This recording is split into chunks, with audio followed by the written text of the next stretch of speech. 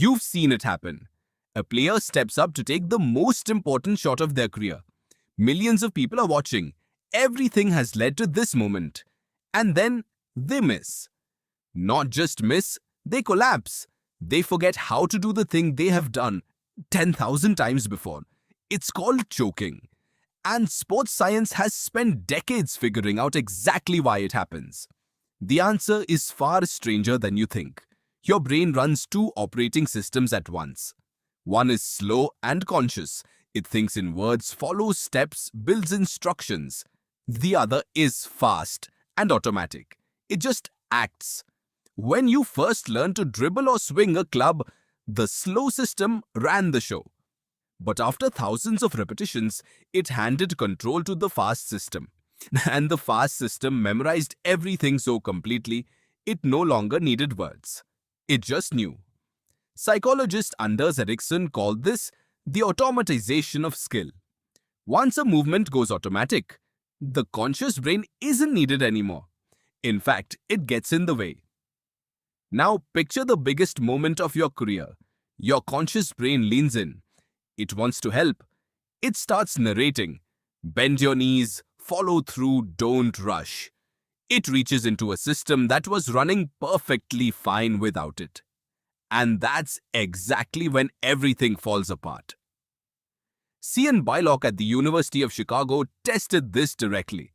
She had skilled golfers putt under pressure. One group monitored their swing closely, the other was given a simple distraction. The monitors performed significantly worse. Conscious attention destroyed what automatic skill had built. She called it explicit monitoring theory. Pressure makes the slow brain hijack the fast one. And the result isn't just a bad performance, it's a complete unraveling of something that felt rock solid hours before. Roy Baumeister found that the players most likely to choke weren't the weakest. They were often the most skilled, the ones who cared most, the ones with the most at stake. Pressure doesn't target the unprepared.